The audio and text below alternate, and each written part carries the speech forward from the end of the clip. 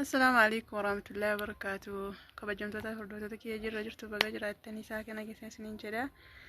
أنا لنا جاكي الحمد لله كم سنة جاك بدني فيا كبدني ما شاء الله سنين جدا.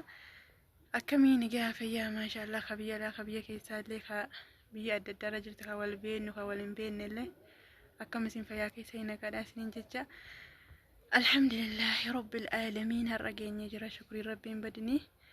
هرلي ديبي في تنجر إن شاء الله يا ربنا بلا فسه مالين ديبي تفتح جونجي سنين أولمو إن شاء الله إساسي مالين أكن ديبي في فيديو كان ردك ولين لالو تا أجازتو دعوتو تكيا سبسكرايب نابودا سنين جدا.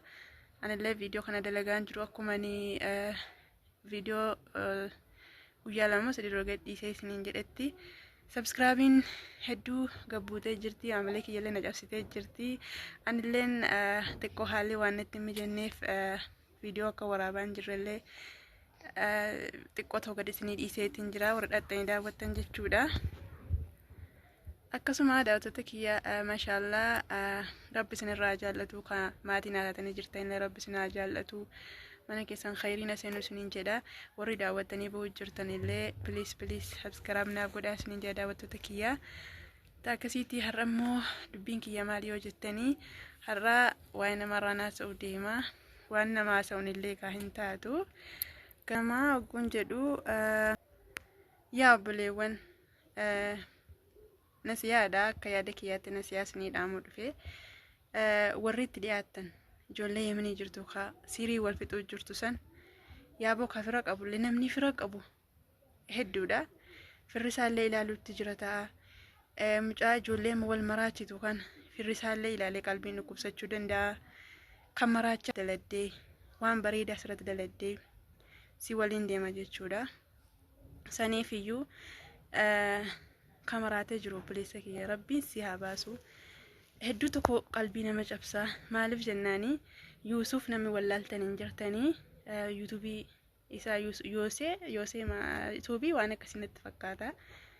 Ani wallaahi yuutuubii nin daawwadha waan babbareedaa keessa deemee ilaala malee waan akkasii kan hin sodaadha.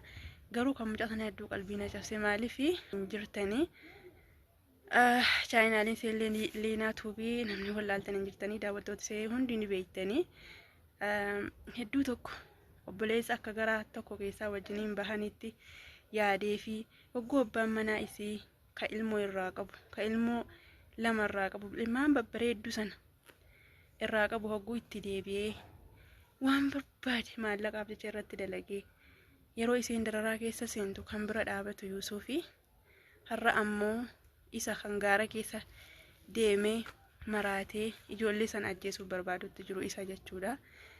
warri gochuutti jirta rabbi keessan sodaadha billaa alaykum rabbi sodaadha rabbi oltee sana sodaadha wallahi yoo na arrabstan illee yoo ani taqillaa billaa alaykum ittaqillaa yaa ikhwaani rabbi sodaadha namni sodaa rabbii qabu waan fedhee waan nafsiyyaansaa isa ajajjee waan nafsiyyaansaa isa ammarte hojjechuu hin danda'u jechuudha. Maalifi sodaa rabbii waan qabuuf isinoo har'a siirii quwwaa godhattanii kaan maraachitanii كان كفيتن قوتني كان يا سبحان الله ربي نسني فاديسو وبلتي كان يلينا عتله يو سيدن دهمه قرب يكيدي قل والله أقرب وان سنة جيساي سبازو أنا والله فيديو يجولي يمني إلالو نجيب سيسي بكرت سيري أشجلسني سيري سيري بكا سبحان الله ومني سيري ما نقوتمه وهم بربادي وجد ما لك حرة دقيقة في سكوندي قدوتي وان بيتتين قدتا ittiin dalagatta garuu wallahi faayidaan qabdu faayidaa isirra miidhaa isee guddoodha waan ta'eef irraa of qusadhaa isinin jedha. Dhaamsi kiyyaarraa kana fakkaata. Amma sirra deebi'ee obboleessa kiyya Yuusuf rabbiin si haa fayyisuun sin jedha fi hakeeta rabbi si haa deebisu. Chaayinaala kiyya immoo akkuma gaseentanii sabskiraayib naa godhaa obboleeyyan kiyya. Aga viidiyoo biraa walitti deebi'utti salaamu alaikum warahmatullahi wabarakaatu. Laayikillee gochuun dagatinaa isinin jedha. Nagaan naa tura.